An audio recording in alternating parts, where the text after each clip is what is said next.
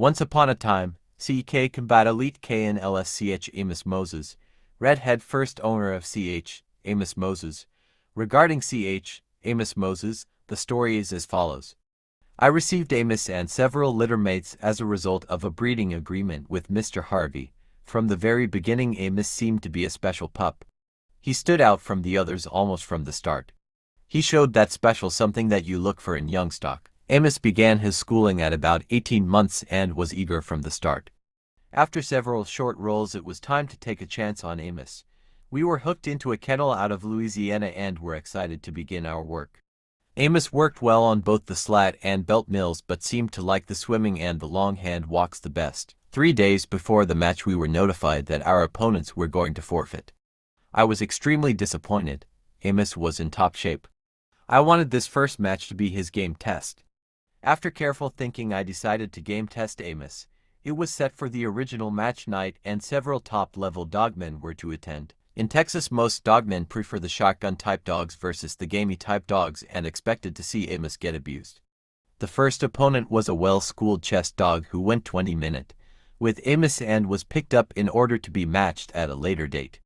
The second was a hard-driving front-end dog who went about 25-minute with Amos before Amos moved to the top. I made a decision to allow them to bring in a third dog in order to remove all doubt. The third opponent was much larger and punished Amos from the beginning. After several more scratches, I was convinced Amos was a deep game dog, and so were all other dogmen in attendance. Several months later, Amos got off chain and killed a 14-month-old pick of the litter son of Banjo, and then went to work on another dog after he ate the Banjo dog. A game cannibal. We were notified of a 1x winner in our area who would be coming out for his second and were able to get a deal struck. Amos took well to the keep once again and was ready to fight his own shadow by the end of his keep. I knew he was ready. Amos had a rough time for about the first 25 minutes of the match. He was running hot due to a stupid mistake I had made, but I was certain he would scratch as long as he was physically able. After about 35 to 40 minutes, Amos had evened it out, and by 50 he had done deep damage to the gut and testicle area. At 53 minutes, Amos's opponent was unable to make his scratch. Amos completed a courtesy scratch and was now an official 1x winner. I had never intended on selling Amos, however personal circumstances dictated that I sell a few good ones. Tim of A.P.B.T Kennels, present owner of Amos Moses. I was in the market to buy a well-bred match dog along the Red Boy, Jocko, Mayday bloodlines and was extremely lucky to find Amos. I first contacted Redhead through the internet in response to an advertisement he had put up for 1XW son of Mayday. He gave me the breeding, background, and price of the dog, and it all sounded great. As I was on the other side of the world and had only been in the dogs for a short time, I asked my good friends at STP to help me and check out the background of Amos and the details of his match. They made some inquiries and everything checked out.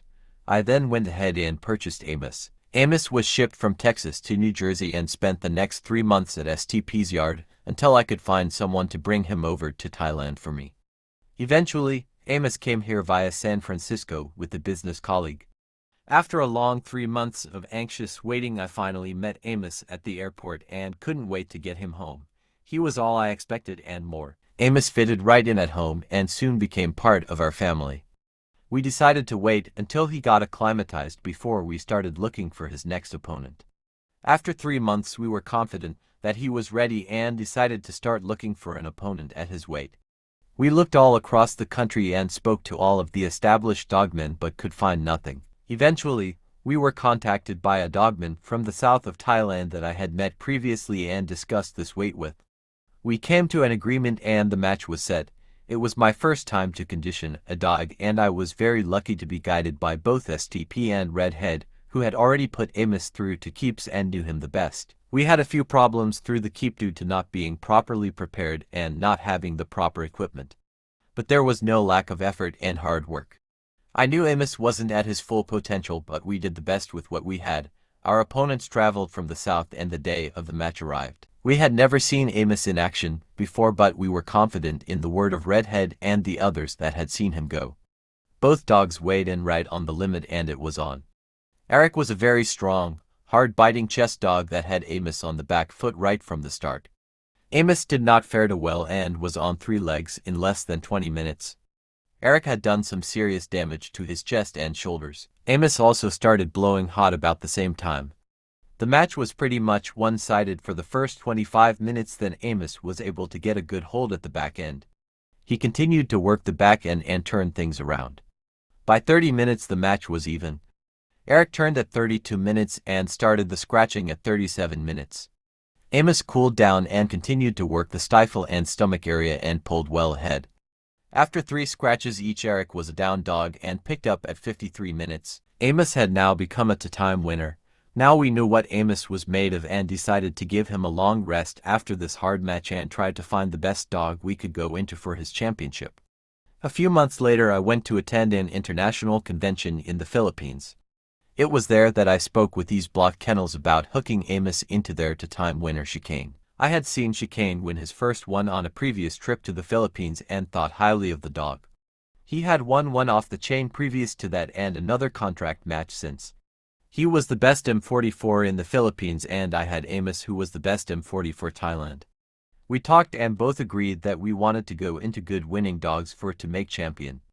We just needed to work out the terms and conditions. We left it at that and I returned home with the hope that we could match in the Philippines at the end of the year. After attending the Philippines convention, some local dogmen and myself decided to hold our own international convention and invite people from across the country and the world to participate. A date was set and the entries started coming in. The Philippines had already confirmed entries for 3 matches and we needed another 2 to make up the show. That is when I heard the owner of East Block Kennels was keen to match, so we contacted him through a third party in the Philippines. We negotiated the terms and came to an agreement. A contract was made for males at 44.5 pounds and the forfeits put up. I wanted to bring Amos in half lbs heavier this time, as he seemed to lack strength in his previous outing and was now over for years. Chicane was also coming up in weight.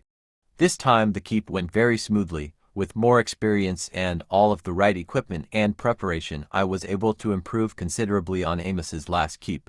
He was in great shape but still had a tendency to run hotter than most. I knew Amos was game and would scratch until he physically couldn't continue. The thing I was worried most about was him running hot.